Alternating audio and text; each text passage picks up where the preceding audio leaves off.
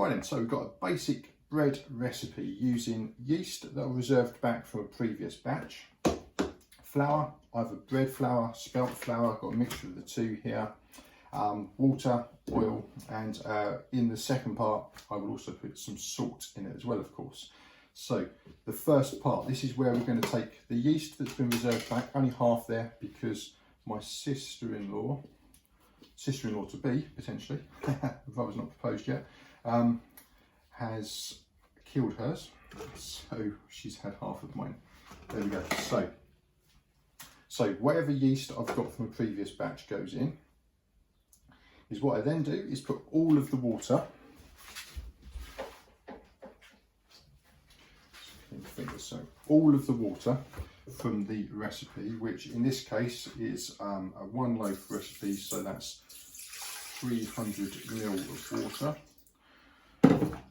water and oil. So let's just put a splash of oil in there as well. Go. And then let's make that up to 300. Cool. Okay, so it's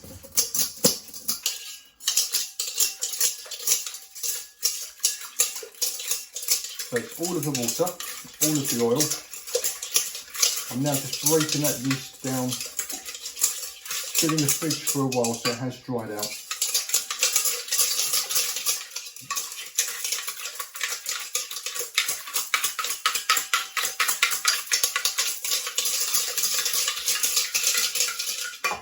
Okay, so that's combined the liquid with the yeast. There we go. Right, so now it's a 500 gram loaf that I'm making. So I'll put half the flour into this stage, so 250 grams. So a bit of strong bread flour, a bit of spelt flour as well. This could be whole grain flours. You know, you make it up as you go along. The basic recipe will just work.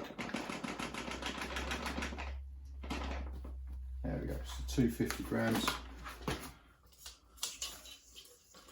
So we've now got all of the liquid, half of the flour, none of the salt, and that's all just now mixing together. There we go, you can see it's combined quite nicely there.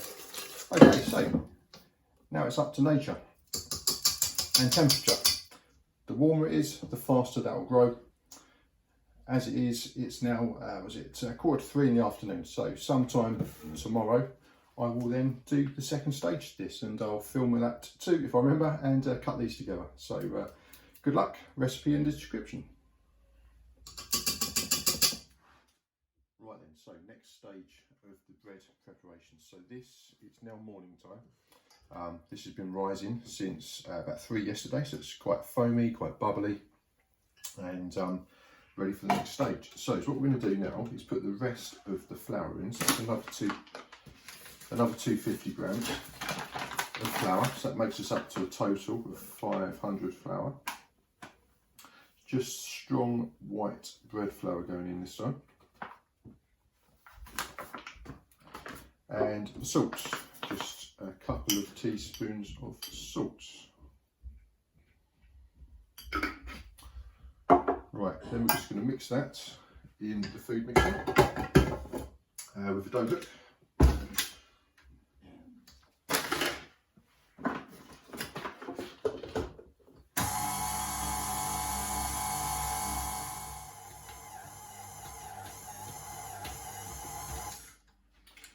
Right, so that looks well combined,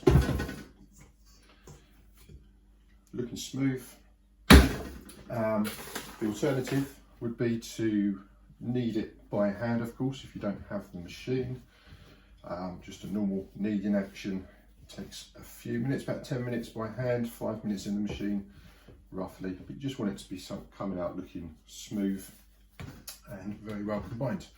Right then, so that's now all of the mixture all combined in there. So what I'm going to do is take off a piece. So that's for my next mix. I'll take off a bit more, so I've got a bit to share if anyone wants some. So that's my yeast for next time. That's just going to go into the fridge in a tub, and that'll be ready to use in a few days, even a few weeks. That will just keep. So just forming this into a ball just by tucking it up and over. There we go. So that's now formed quite a nice loaf. Needs to rise still, of course.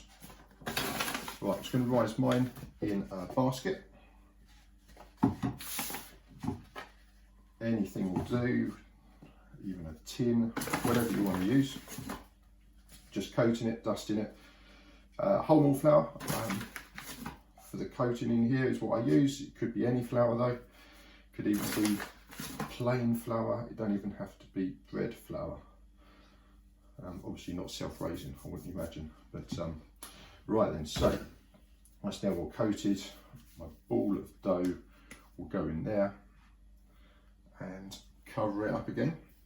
Same clean tea towel we covered the first stage with. Right then, okay, so that will now just rise. And that will just depend on how the temperature is, how much activity was in that first stage of yeast. That will rise when it's risen, roughly doubled in size, bit more, bit less. Then that's ready to bake. Right then, so the bread has now doubled in size, a bit more actually. I got a bit carried away. It's been rising for about, was it 4 hours that's been rising for now. So it's well risen. Basically I've preheated the oven.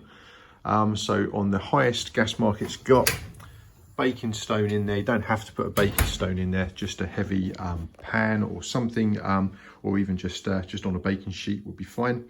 So I was going to put it in there on the highest gas mark setting for 10 minutes, and then I'm going to turn it down to about gas mark 5 for a further 30 minutes, and it will be baked.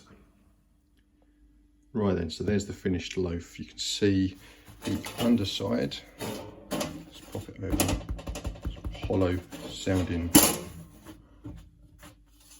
drum, sort of sounds like it's baked basically. So I can see 2 slashes in the top there. When I put it onto the baking stone, just use a large serrated edged knife just to make a couple of slashes in the top, help it expand. And yeah, that's the finished article. So 10 minutes on the highest gas mark setting that I've got, and then another 30 minutes on gas mark 5 for my oven produces a pretty good bake. So have a go yourselves. I'll put the instructions in the description, and let us know in the comments how you get on with your bakes. And of course you'll need a yeast to get you started, so you need to buy a sourdough yeast from a good baker's. Lots of them local are selling them now, or of course if you're local to Sittingbourne in Kent, let me know and you can share some of my yeast. And then obviously you'll take a piece of yeast off every time, pop it in your fridge, and providing you always remember to do that, you don't bake it by mistake, then you'll always have yeast to use. Cool, so hope this helps, and enjoy your bakes. Let us know in the comments how you get on.